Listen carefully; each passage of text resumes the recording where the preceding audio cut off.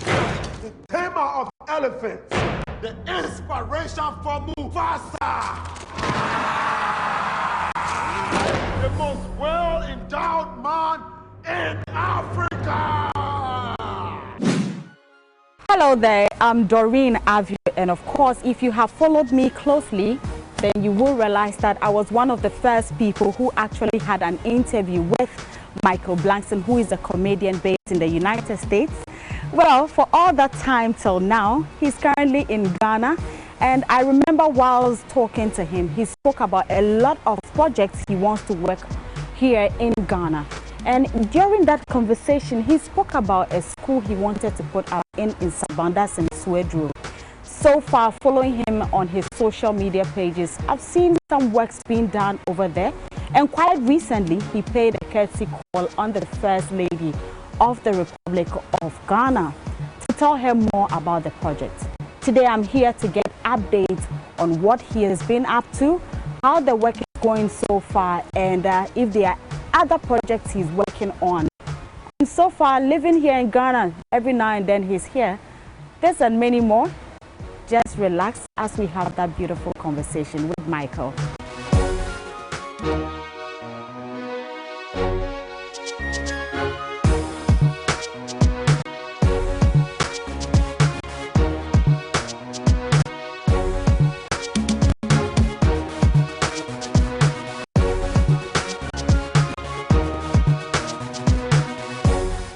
Right, so it's a pleasure to be back here again, and well, for me, gradually Michael has become like family to me.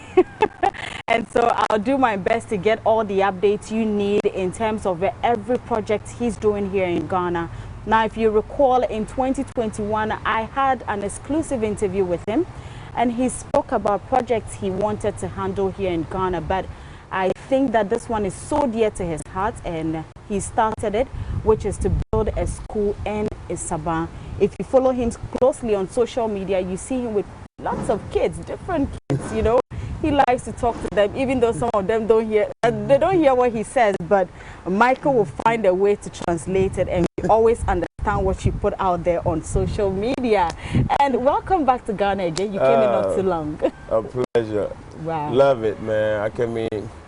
This is home. This is where it all started. Yeah. And, you know, and you always end up back where you started. Yep. You know? Yep.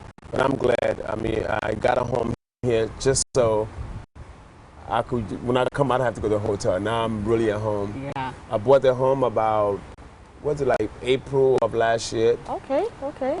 And since April till like December of last year, I came home 5 times. Yes, I literally saw, I mean, every time you were in and out, I saw you going, and I was wondering, I mean, how were you able to do that? Because it's tough. It has been tough. But, you know, fortunately for me, you know, I don't have a normal 9-to-5 job. Okay. I'm a stand-up comedian. I work on the weekends. You know, so what I decided to do is every other month, I'll take a weekend off. So if I take a weekend off, I pretty much have about 10 to 12 days to do whatever I want. So those 10, 12 days, I'll come to Ghana.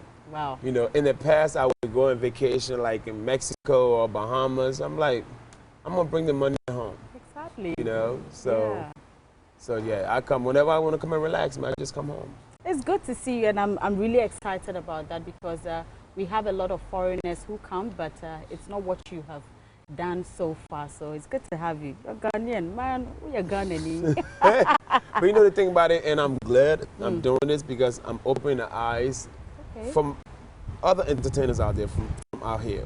Even when they're from Nigeria, like wherever they're from. Exactly. You can't forget where you came from. This is where it started. Without that country, without you being born in this country, it will make you the special person you are to be successful wherever you are.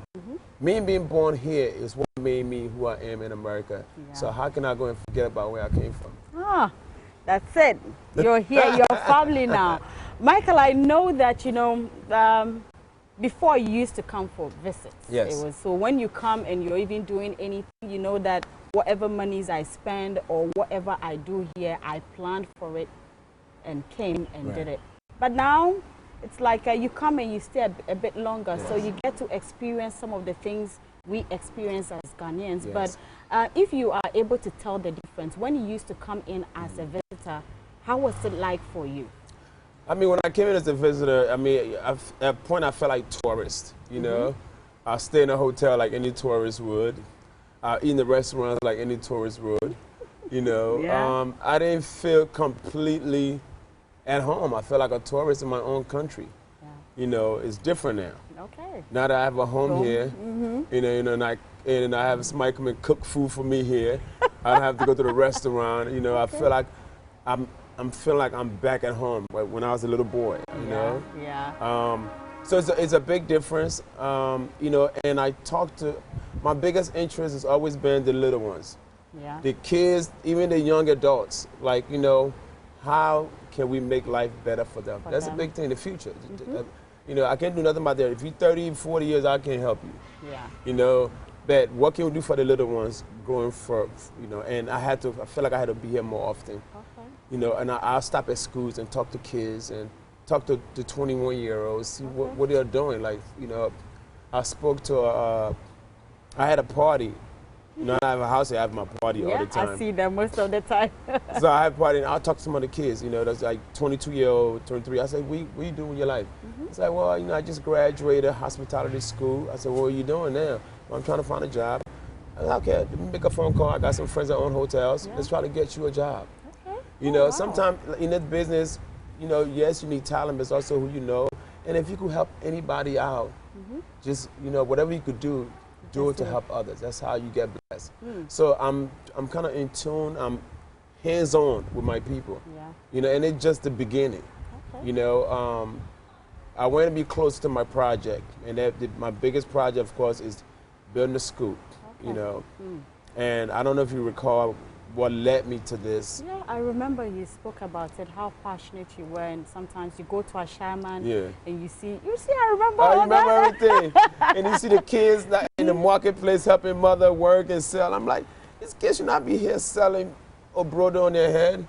You know, you should be out here, you should be in school learning. Why you not in school learning? You know, then find out that school costs money. You know, I said, okay.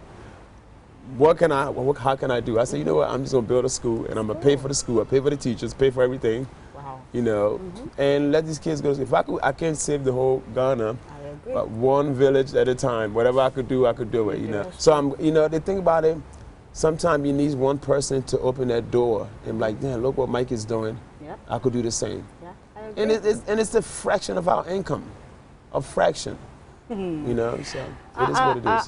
Before we now open up to talk more about the project, now you're here, I know you take money, you're building the house. Yes. Maybe you take money and you send someone, go buy me drink, go buy me that, go buy me that. Looking at the system in Ghana, how we spend, how we buy, I'm sure per your observation, and maybe you watch TV or listen to the news and everything, per your observation, what do you make about Ghana is expensive. It ain't, you know, I mean, I recently, like I said, I built a house in a village for my mother. Okay. So, but now my mother wants to like move closer. Okay. She wants to be closer here. Yeah. You know, so I was looking for houses for her. And, you know, they're pretty pricey. They weren't that, you know, they're pretty pricey. But, you know, but don't get it wrong, you know, I'm sure you could find, because when I was looking at the style of home that I wanted was like all $200,000 equivalent. Not even cities, dollars. No, this is dollars. I'm like, goodness, how can these people afford this? Making the salary that they're making. So, you know, it's like, you know, so, but then I did more research and I found that they're all cheaper houses. You know, you just got to do more research on them. You know, and I mean, fortunately for my mom, I could afford to like get her home. But, you know, I'm like, okay, how about those who can I afford to, you know, to even $50,000 is a lot for somebody, because the average, you know, the average income here is not as high, you know. You know, so I'm just, you know, and I go to the bank and I talk to the bank, you know, I open an account and I find out like how, you know, how they give out loans to people, and, you know, interest rates are high in the banks. So, I mean, but there's progress. It's a big difference now than it was 10 years ago. You know, I think there's progress, and I just think as, you know, as long as our guys will go and come back, bring some money back in our country, let's invest in our country. You know, it will provide jobs for people. You know, I mean, yeah, I'm building a school. Yeah, and I'm about to provide jobs for 12 teachers, a principal, a plumber, everything. So now I'm, you know, so if everybody came back and did something, we could all find a way to make our economy better. It's a progress, but things are definitely getting better. You know. All right, we're in it, so we'll take it like that and manage it. But now let's talk about in Saban, of course, the school you're putting together. I would want to know, I know that you have put the structures, it's still ongoing, but it's going. Yeah, you paid a courtesy call on the First Lady. And the only thing I probably remember I heard was that you told her about the project.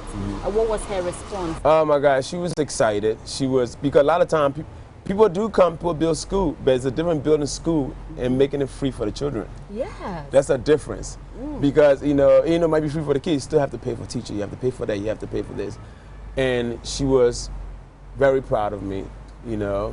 And hopefully she said she want to be there to cut the ribbon when the school opens. So, Miss Rebecca, better be there.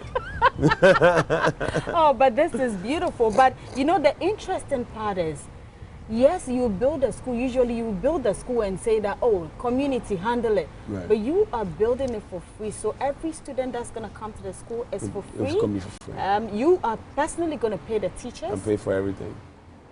Michael, but why? I mean, you're putting money together for all of this, and we appreciate that. Why do you want to do everything for free? Because the kids can afford it. You know, I think when God bless you, you have to bless others.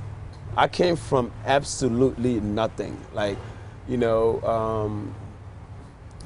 I remember being a shaman where it's like nothing. And winter was in Liberia for most of my time, where people open the doors and let you stay in their homes. Even when we went to the States, we lived in a shelter home. That's where people live for. I grew up from nothing. So, and you know, but I never forgot where I came from. I always put God first. And I worked hard, you know, and got somewhere, and I feel like I have to give back. It's just giving back. I mean, this is, you know, this is money that guys will go to the club in the States and get us. If you go to Las Vegas and pay for a section at a club, it's like $20,000. Wow. $20,000 could probably pay for half my teachers in a year's time. So it just, like I said, you know, I'm cutting down on other things that was not necessary and putting that towards something that's necessary. Wow.